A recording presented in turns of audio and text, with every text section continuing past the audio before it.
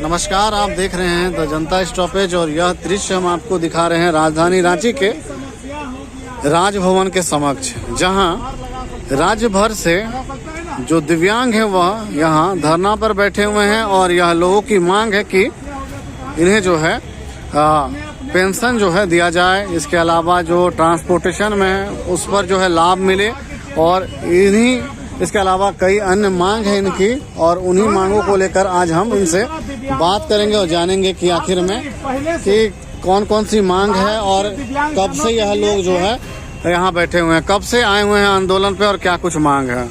हम लोग कल से आए हुए हैं आंदोलन में।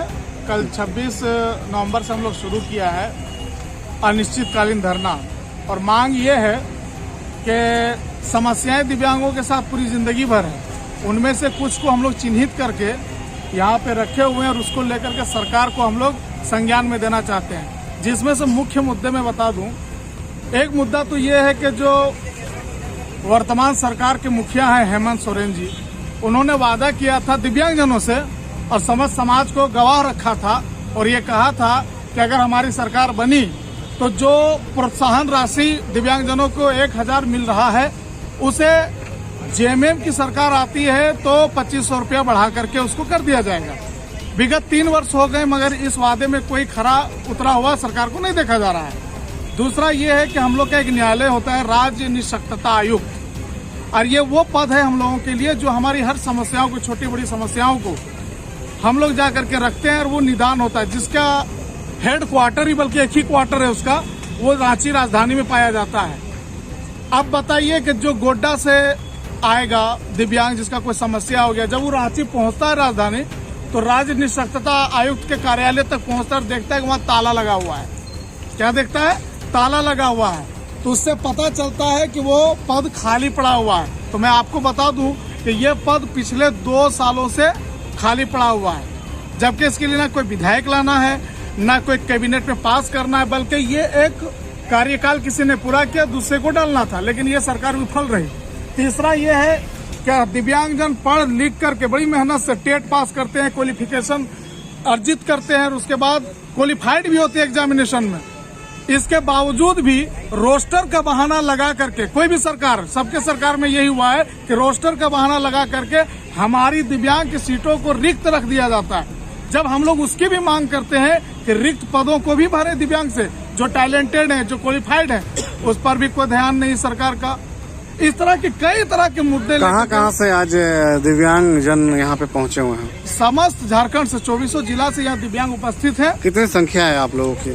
संख्या बहुत है, लेकिन हम लोगों ने ठंडे को ध्यान में रखते हुए, जो बहुत ज्यादा चल फिर नहीं सकते हैं, जो 80%, 90%, 100% दिव्यांग हैं, उनको कहा कि आप घर से समर्थन दें हमें।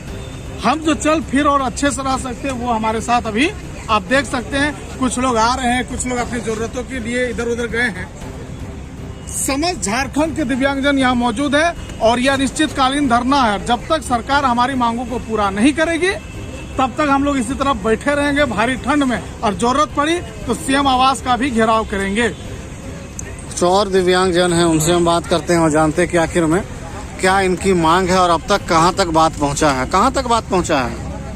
अभी बात तो हम लोग अपने तक ही सीमित है, अभी सरकार तक अभी बात नहीं पहुँचा है। न्यूज़ के माध्यम से बात पहुँच रही है। हमें भीख नहीं, अधिकार चाहिए। हमारा दिव्यांग अधिकार अधिनियम जो है 2016 जमीनी स्तर पर लागू किया जाए।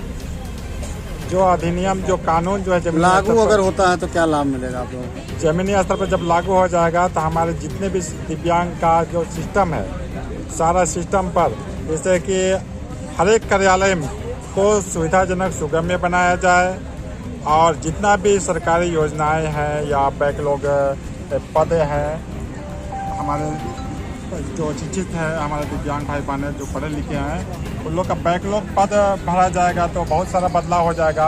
आज हमारी बहनें पढ़ लिख कर भी बेरोजगारी और लाचारी भरा जीवन तो जी रहे हैं, जिंदगी थी दिव्यांगता जिंदगी, लेकिन पढ़ लिख करके भी बेरोजगारी जिंदगी जी रहे हैं। इस सब से राहत मिलेगा, आत्मनिर्भर हो पाएंगे, लोगों का जीवन उसमें बेहतर हो पाएगा।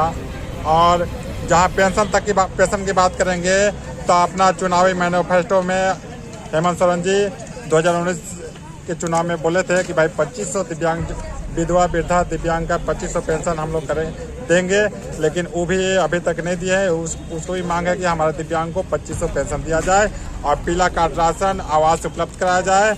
और गांव क्षेत्र तक, ऐसे तो शहरी क्षेत्र में हम लोग बहुत कुछ देखने को मिलता है, लेकिन गांव क्षेत्र में जाकर देखिए कि दिव्यांगता कैसा है और क्या दिव्यांग का जीवनी बीत रहा है, आपको गांव क्षेत्र में दिखेगा।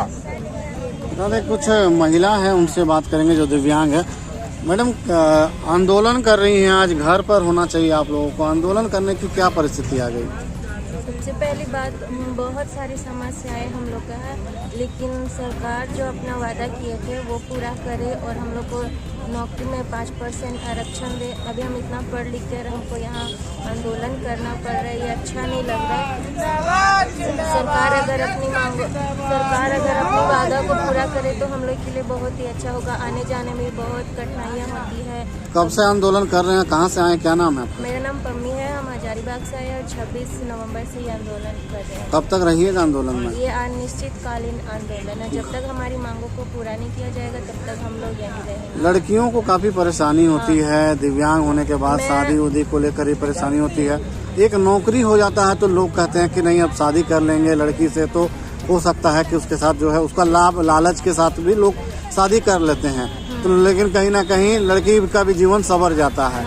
तो क्या लगता है कि आरक्षण और मांग पूरी हो जाए तो यह सब चीजें हो जाएगी? हाँ, ये संभव, अगर हम लोग का आरक्षण और हम लोग जो मांग करें वो पूरा हो जाए, ये जो भी समस्याएं हैं शादी को लेकर, ये सारा भी सॉल्व हो जाएगा। क्योंकि अभी हम पढ़ाई कर रहे हैं, MSc कर रहे हैं, लेकिन यहाँ तक डिग्री लिए है, लेकिन अभी तक कोई फायदा नहीं हुआ। हम चाहते हैं कि सरकार हमारी मांगों को पूरा करे। हम लोग को जो 5% आरक्षण, डायरेक्ट नौकरी होनी चाहिए। लगता है कि दिव्यांगों को भी अब एग्जाम देना पड़ता है, काबिलियत के अनुसार नौकरी होना चाहिए। हाँ, हम लोग जो क्वालिफिकेशन, क्या एक संदेश बता दीजिए, क्या लगता है कि मुख्यमंत्री जी से क्या मांग कर रहे हैं? अगर मुख्यमंत्री जी यह वीडियो देखेंगे तो वो सोचेंगे ना कि अगर लड़की आई है आंदोलन कर रही है तो क्या मांग क्या है? हमारे जो उनकी मांग है कि हमारे 5% जो आरक्षण है वो पूरा करे, आने जाने की सुविधाएं दें, ताकि लड़कों को तो मतलब हो जाता है किसी तरह मैनेज, लेकिन लड़कियों को बहुत ज़्यादा झेलना पड़ता है दिव्यांग रहते। तो हम चाहते हैं कि हमारी समस्याओं को समझे और उसका निपटारा करें।